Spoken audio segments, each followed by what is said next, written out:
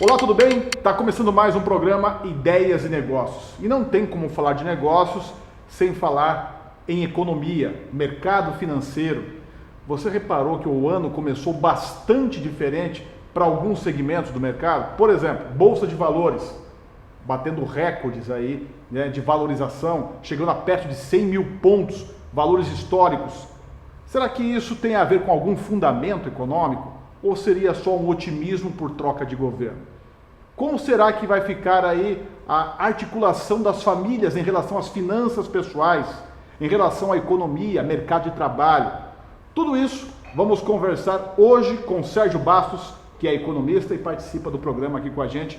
Primeiramente, Sérgio, muito obrigado por estar aqui com a gente e atender a nosso pedido de entrevista. É sempre uma grande satisfação, né, Gerência? Poder falar sobre economia, sobre os assuntos que nós acompanhamos tão de perto e que pode colaborar com as pessoas para que elas possam tomar decisões mais acertadas, mais segurança, mais calma.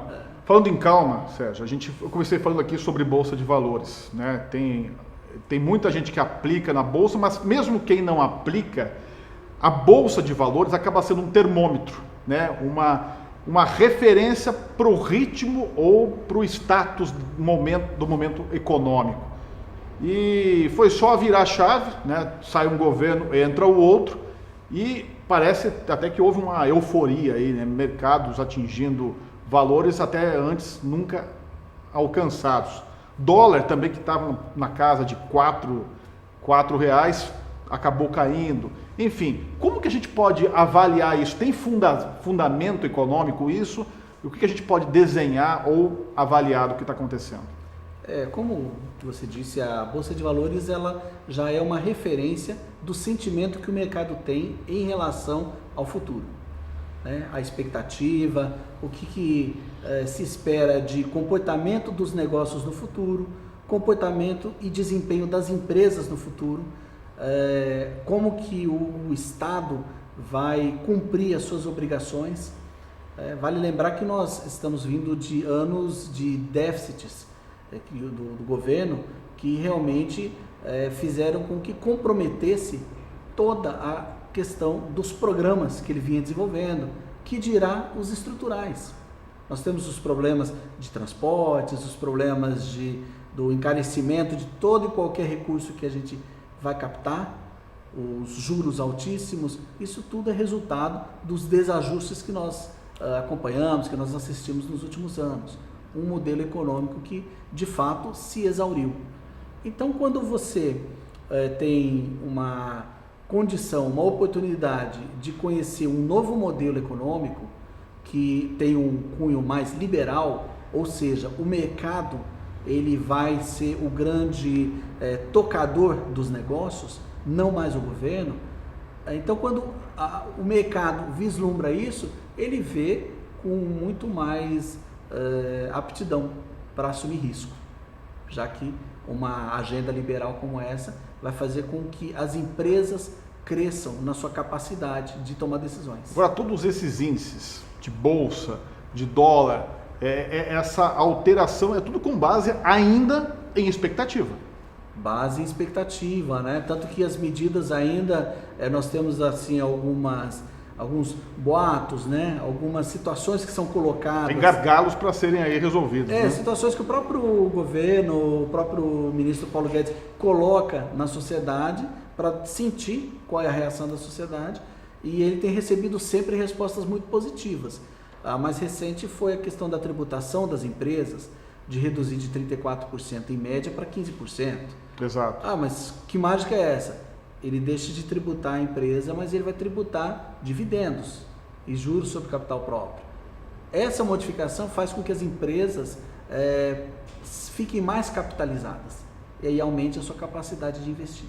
Reforma da Previdência também é um gargalo que tem que ser resolvido logo? Esse é o grande gargalo das finanças públicas. Por quê?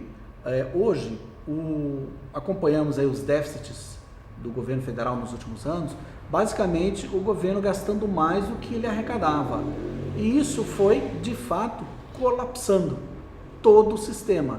Saúde, segurança pública, a infraestrutura, toda e qualquer ação de governo, educação, né? Nós vimos aí como que, infelizmente, tivemos um retrocesso muito grande no esforço da educação, da saúde e tudo mais. Então, na medida em que você tem esses déficits, o Estado pede cada vez mais a sua capacidade de investir nisso.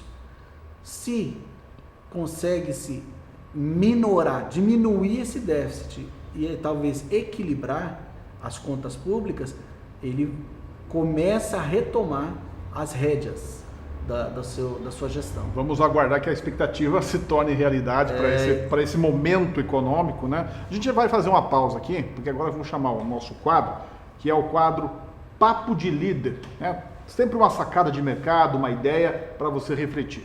Vamos ver. Olá, tudo bem? E hoje nós vamos dar continuidade no nosso terceiro vídeo falando sobre autodesenvolvimento e liderança. Primeiro ponto para que você possa desenvolver como líder é você definir o objetivo. Segundo aspecto é você entender quais são as competências que você tem que desenvolver para alcançar esse objetivo. Talvez você é líder hoje de um setor de estoque, você queira alcançar o patamar mais alto da sua empresa, você queira ser o gerente geral ou líder geral dessa empresa, então você precisa descobrir quais são os conhecimentos, habilidades e competências que devem ser desenvolvidas para alcançar esse objetivo. E automaticamente fazer uma autoavaliação, avaliar de 1 a 10 qual é a nota que você dá para cada competência que você precisa desenvolver, para cada habilidade. Quando você consegue enxergar isso, você consegue saber o que necessariamente precisa ser desenvolvido, qual é a competência, o quanto você precisa desenvolver aquela competência. Talvez hoje você esteja com a nota 5 para uma determinada competência, exemplo, comunicação, e você quer chegar a 10, você vai descobrir quais são os passos que você vai dar para você chegar a esse 10. Identificando essas competências, essas habilidades e conhecimentos que devem ser desenvolvidos, você deve priorizar. Colocar essas competências, habilidades e conhecimentos em escala hierárquica, ou seja, definindo qual é a prioridade, qual é a máxima prioridade de cada um. A partir daí você começa a desenvolver o seu plano de autodesenvolvimento. Aqui é Thiago Paes e esse é o quadro Papo de Líder. Bem, esse foi o quadro Papo de Líder. Na sequência, eu retomo a conversa aqui com o Sérgio Bastos, que é economista. No próximo bloco vamos falar de outros assuntos também, por exemplo, ambiente para as empresas, mercado de trabalho, finanças pessoais, tudo isso. Daqui a pouquinho, até já.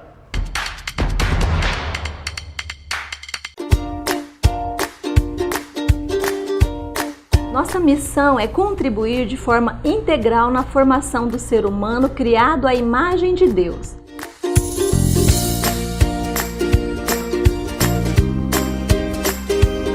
Contribuindo assim para um mundo melhor e mais justo. Eu sou Suilene Campos, diretora do Instituto João Batista. Vem conhecer nossa escola? Você está procurando qualidade, requinte e design diferenciado? Na Quarto Colchões e Enxovais, você encontra enxovais com toque acetinado, fio egípcio e bordado inglês. Camas e colchões com conforto, design e dedicação que só produtos feitos à mão podem proporcionar, com fio egípcio e bordado inglês. Venha nos visitar em uma de nossas lojas. Quarto Colchões e Enxovais, onde seus sonhos acontecem. Mania de Lígia, atendimento express, sem hora marcada, unhas, cabelos, sobrancelhas, maquiagem e a incrível depilação com cera marroquina, 80% menos dor e 100% natural. Venha, são vários profissionais prontos para te atender. Mania de Lígia, Avenida Afonso Pena, 3668, 3222-5024 e 99263-3756.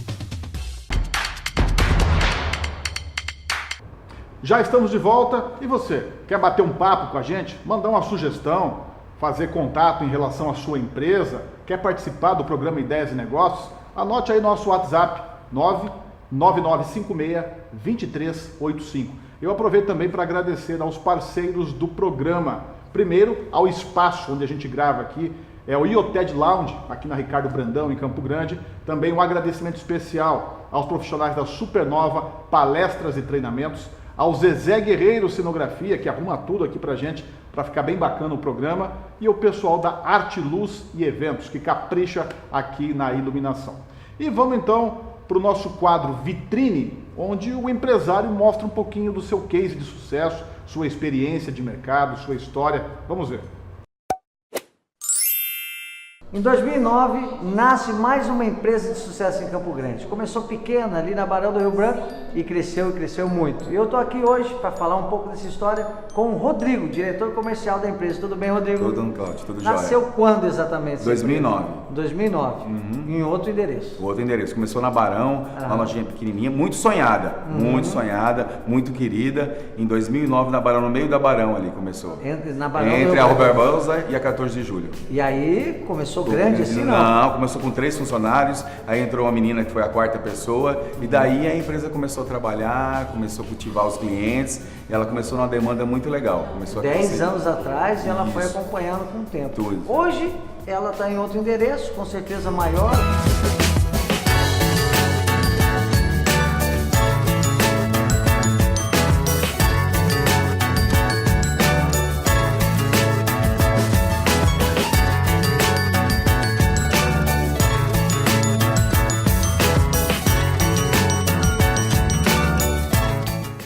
Foi esse crescimento? Quantos colaboradores tem hoje? Hoje nós temos 23. 23 colaboradores. No mesmo segmento? No mesmo segmento. Assim, fomos adaptando, fomos crescendo ao mercado, adequando. E também, assim, a Futura, como ela foi muito sonhada, que eu te falei, ela chegou no nível que ela foi buscando aquilo que o nosso cliente queria, no nosso segmento, certo? E foi buscando e trazendo para dentro da empresa tudo que a gente precisava.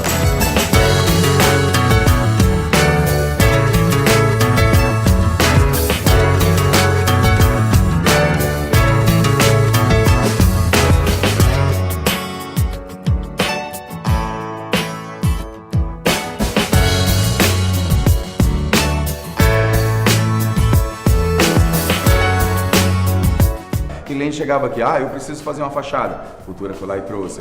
Eu preciso fazer um cartão, a Futura foi lá e trouxe. Eu preciso fazer um copo, a Futura foi lá e trouxe. Atingia o cliente naquele momento do sonho dele, Sim. de ou inaugurar um negócio ou repaginar o negócio. Sim, sim. É como que você falou, né? O cliente vem aqui dentro da loja buscando um sonho. O cara nunca teve um negócio, nunca teve nada. Ele pega uma graninha, ou faz um acerto, recebe. Aí ele falou, quero montar meu negócio, o grande sonho da vida dele. Aí a Futura recebe ele com esse sonho e desenvolve esse sonho para ele. Eu acho que fica arrepiado em falar nisso, porque é uma coisa muito legal você trabalhar com o sonho das pessoas.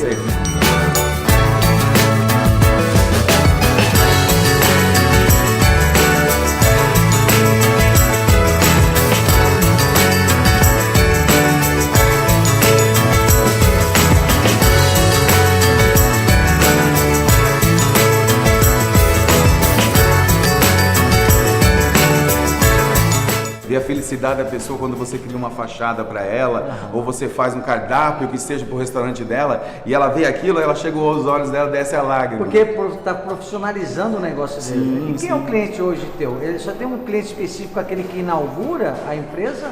Ou que já tem a empresa grande, Não. já tem clientes grandes também, atende todo mundo? Sim, nós temos vários tipos de clientes, como shoppings, outras situações, mercados, nós temos restaurantes, clientes também que às vezes ele tem um negócio dele, vamos lá, ele tem 15 anos no negócio, mas hoje não está mais tendo aquele movimento, não está trazendo aquilo que ele precisa. Aí ele vem, busca a Futura, nos busca e nós vamos lá dar um auxílio, tratar com ele, trazer tudo aquilo que ele precisa.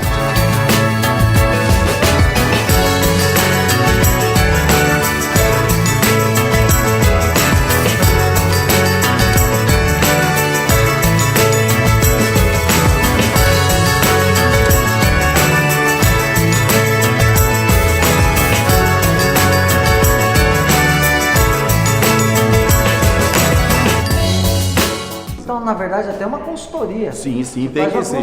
Ela tem que dar essa consultoria para ele, para nós conseguirmos enxergar aquilo que ele precisa, né? Porque não adianta se você hoje atender um cliente e não saber na verdade o que ele quer, o que ele está necessitando. Aí a gente vai no negócio dele, vai na empresa dele, ou vai naquilo que ele tem e tenta achar aquilo que é o melhor para ele. Ótimo, então de verdade é um relacionamento estreito com o cliente, uma experiência positiva levando para esse cliente, né? Fazemos o melhor que a gente pode para chegar nisso. Ótimo. Meu nome é Cláudio. Meu nome é Rodrigo. E esse é o quadro Vitrine.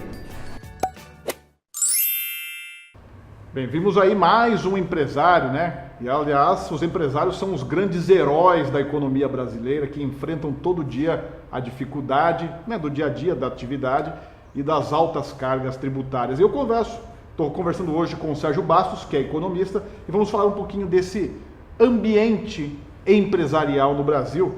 Bem, falamos um pouquinho no primeiro bloco sobre uma certa expectativa positiva em relação à troca de governo, né? Mas, por outro lado, a gente não dá para ignorar aí os últimos anos em que a classe empresarial, quando eu falo classe empresarial, eu estou falando do pequeno padeiro, da pequena loja, do microempresário, que é a grande maioria no Brasil e que são os grandes geradores de emprego. Que mais emprega, sim. Né? E que muitos fecharam as portas também por dificuldades financeiras. Esse ambiente também tende a se renovar. Qual que é a expectativa do ponto de vista econômico, Sérgio?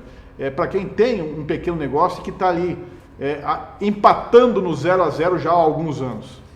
Nós temos aí dentre as perspectivas, né, aquilo que se espera, aquilo que o mercado como um todo está vislumbrando, de que se facilite o ambiente de negócios, que se torne mais produtivo o ambiente de negócios. De que maneira? Com uma legislação tributária mais adequada, com uma condição de logística e de tráfego de mercadorias que não onere tanto ao empresário, que vai ter que repassar para o consumidor, e preço alto o consumidor não compra, né? A verdade isso é muito claro. E aí, nos últimos anos, o empresariado se deparou com o Estado crescendo cada vez mais de maneira muito voraz, aumentando impostos para poder sustentar aquele modelo econômico, e isso só aumentando, a linha d'água veio só subindo, né, até que milhares de empresários não conseguiram suportar essa pressão, por mais que eles fossem ninjas, por mais que eles fizessem, transformassem água em vinho todos os dias, matando um leão todos os dias. Então, a expectativa, o que se olha hoje, é que o ambiente de negócios tende a melhorar, porque o próprio governo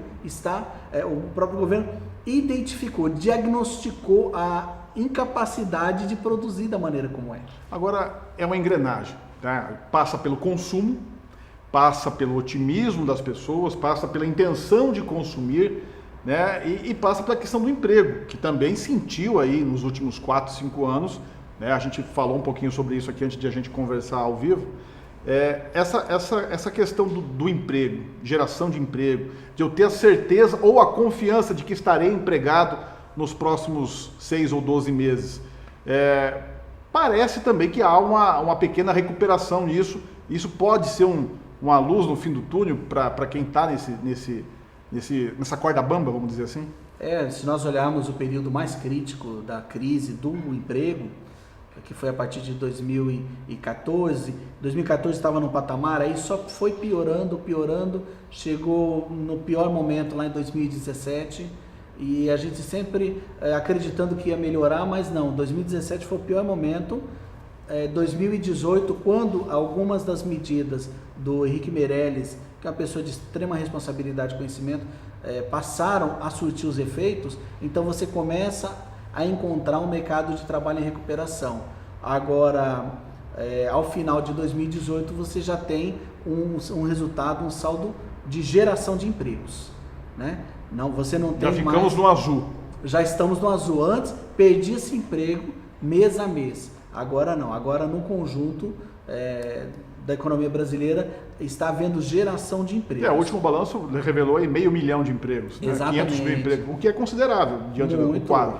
Diante de um quadro que você só vinha perdendo empregos. Isso daí traz uma nova perspectiva de que esses que estão reingressando no mercado de trabalho vão sentir mais segurança e vão poder vislumbrar, vão poder olhar para o futuro e poder avaliar suas decisões de consumo. Nós temos aquele chamado fluxo circular da renda, que a partir da renda dessas pessoas que estavam desempregadas, elas vão adquirir um produto que vai necessariamente ser produzido e essa produção vai gerar um novo emprego. Que é a engrenagem que eu falei agora há pouco. É o fluxo né? circular. É o fluxo. Então isso daí certamente teve início agora no segundo semestre de 2018, esse ciclo virtuoso. Tá? E o que nós imaginamos é de que o olhar para o futuro é de que esse fluxo circular ele vai se intensificar. Referência disso, a Bolsa de Valores, Nós falamos no nosso começo. termômetro, né? Sim. Mostrando isso, mostrando uma visão de um cenário melhor e também as famílias voltando a ter uma melhor capacidade de ter renda e de consumir. Vamos fazer uma pausa aqui na nossa conversa. No próximo bloco a gente vai retomar esse assunto, porque a gente vai falar um pouquinho também de finanças pessoais, o planejamento familiar, o endividamento, o olhar para o futuro. Tudo isso daqui a pouquinho a gente retoma aqui a conversa com o Sérgio Bastos. Até já!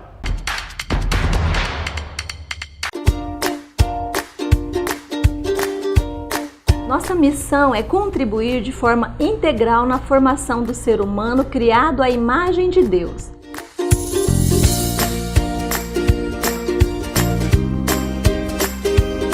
Contribuindo assim para um mundo melhor e mais justo. Eu sou Suilene Campos, diretora do Instituto João Batista. Vem conhecer nossa escola? Você está procurando qualidade, requinte e design diferenciado? No Quarto Colchões e Enxovais, você encontra enxovais com toque acetinado, fio egípcio e bordado inglês. Camas e colchões com conforto, design e dedicação que só produtos feitos à mão podem proporcionar, com fio egípcio e bordado inglês. Venha nos visitar em uma de nossas lojas. Quarto Colchões e Enxovais, onde seus sonhos acontecem. Mania de Lígia, atendimento express, sem hora marcada, unhas, cabelos, sobrancelhas, maquiagem e a incrível depilação com cera marroquina, 80% menos dor e 100% natural. Venha, são vários profissionais prontos para te atender.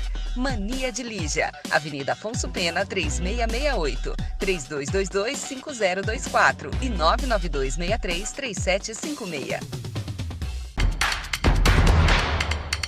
Já estamos de volta com o programa Ideias e Negócios. Quero agradecer aqui ao pessoal do IoTed Lounge, na Ricardo Brandão, onde a gente grava o nosso programa. Também aos profissionais da Supernova, palestras e treinamentos, grandes parceiros do Ideias e Negócios.